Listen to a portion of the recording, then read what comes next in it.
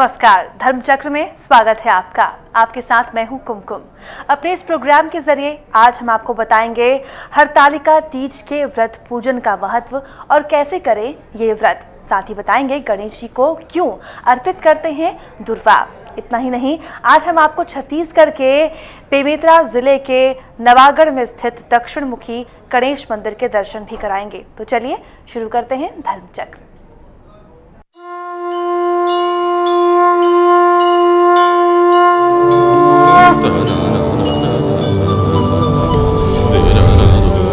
धर्मचक्र।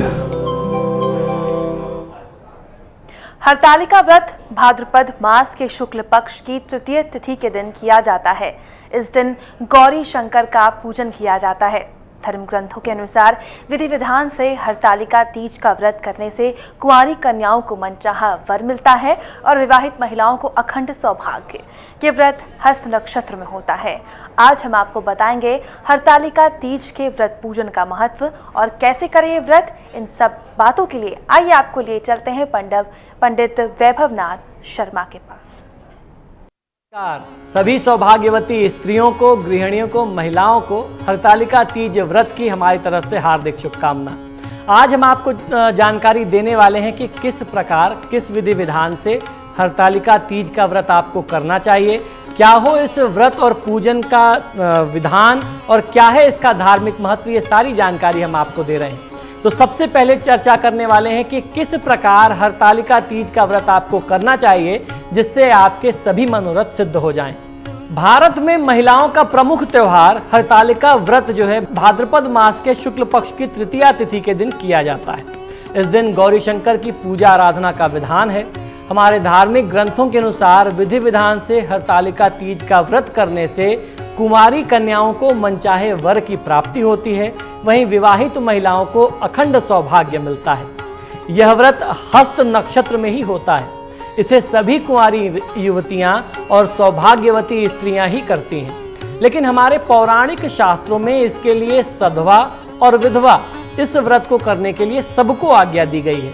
इस व्रत को हरतालिका इसलिए कहते हैं कि पार्वती की सखी उन्हें पिता प्रदेश से हर करके घनघोर जंगल में ले गई थी। हरत अर्थात हरण करना और आलिका अर्थात सखी यानी सहेली। तो ये तो रही हरतालिका व्रत की जो है एक धार्मिक कथा या इसके शुरुआत होने का क्या कारण था उसकी एक जानकारी और इसका महात्म्य क्या होता है।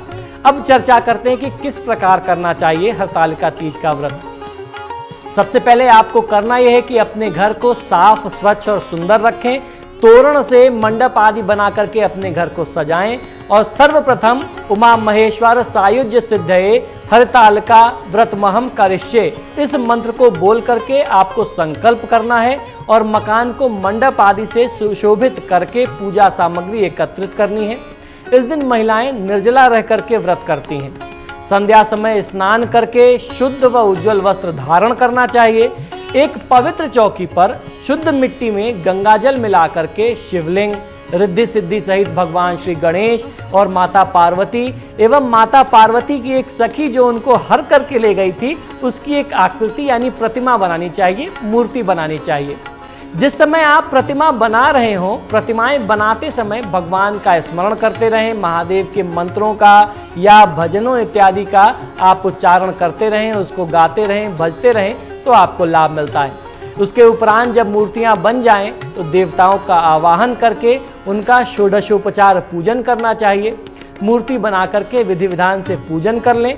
इस व्रत का पूजन रात्रि भर चलता है। इस दौरान महिलाएं मिल करके इस पूजा को करती हैं और रात्रि जागरण करती हैं और कथा और पूजन के साथ साथ कीर्तन भी करती हैं।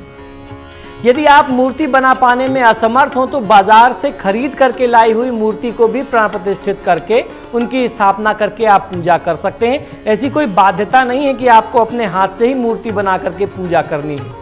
भगवान शिव को धोती तथा अंगोछा अर्पित करना है।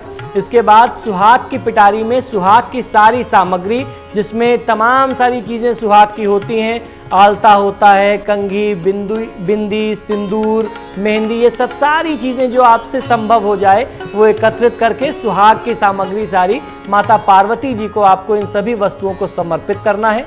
इसके पश्चात सुहाग सामग्री किसी ब्राह्मणी को जो सौभाग्यवती हो उसको आपको दान में दे देना है, और जो आपने महादेव को धोती दुपट्टा और अंगोछा अर्पित किया था वह उन्हीं के पतिदेव को ब्राह्मण देवता को सधन्यवाद देना है। इस प्रकार पार्वती तथा शिव का पूजन आराधना करके हरतालिका तीज की जो व्रत की कथा है वह सुन लेनी चाहिए। इस त्योहार को दूसरी ओर बूढ़ी तीज भी कहा जाता है। इस दिन सास जो है वो अपनी बहुओं को सुहागी का सिंधारा दान करती हैं, देती हैं, भेंट करती हैं। इस व्रत को करने से कुंवारी युवतियों को मनचाहा वर मिलता है और सुहागिन स्त्रियों के सौभाग्य में वृद्धि होती है तथा शिव पार्वती उन्हें अखंड सौभाग्यवती रहने का वरदान देते हैं। प्रत्येक प्रहर में भगवान शिव को सभी प्रकार की वनस्पतियों जैसे बिल्वपत्र, आम के पत्ते, चंपक के पत्ते एवं केवड़ा अर्पित करके आप उनकी पूजा आराधना करें। आरती और स्तोत्र द्वारा भगवान महादेव की आराधना की जाती है, माता पार्वती की आराधना करते हैं। भगवती उमा की अर्चना के लिए जो मंत्र मैं आपको बताऊं, इन मंत्रों का आपको प्रयोग करना चाहिए।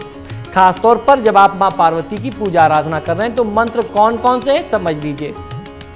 ओम उमाय नमः, ओम पार्वत्यै नमः, ओम जगद्धात्रे नमः, ओम जगत प्रतिष्ठायै नमः, ओम शांति रूपिणे नमः, ओम शिवाय नमः। इन मंत्रों का आपको उच्चारण करना है जब आप एक एक वस्तु माता पार्वती को अर्पित कर रही हैं।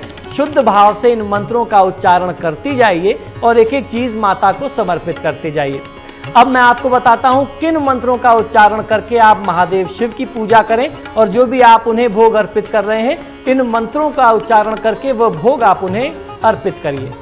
ओम हराय नमः, ओम महेश्वराय नमः, ओम शंभवे नमः, ओम शूलपाणये नमः, ओम पिनाक वृषे नमः, ओम शिवाय नमः, ओम पशुपतये नमः, ओम महादेवाय नमः। इन मंत्रों का उच्चारण करते हुए एक एक वस्तु, एक एक सामग्री आप महादेव को अर्पित कर दीजिए। जब आप पूजन कर लें, पूजन के दूसरे दिन यह व्रत समाप्त होता है, तब महिलाएं अपना व्रत तोड़ती हैं और अन्न ग्रहण करती हैं। इस व्रत पर खासतौर पर क्षेत्रीय पकवान बना करके अपने हाथों से वह भगवान शिव और माँ पार्वती को अर्पित करने का विधान है। खासतौर पर गुजिया, पपड़ी, ये सब सारी चीज़ें बना करके अर्पित की जाती है। तो अपने शुद्ध भाव से आप जो कुछ भी बना करके नैवेद्य महादेव और माँ पार्वती को अर्पित करें वह उनको स्वीकार होगा और आपका कल्याण होगा। यह पर्व आपके जीवन में ढेर सारी खुशियां और समृद्धि लेकर के आए। आपके परिवार की खुशहाली यूं ही बनी रहे, इसी प्रार्थना के साथ, इसी कामना के साथ मुझे आज्ञा दीजिए। फिर मुलाकात होगी। नमस्कार। यहाँ लेते हैं एक छोटा सा ब्रेक। ब्रेक के बाद बताएंगे आपको गणेश जी को क्यों अर्पित करते हैं दुर्वा।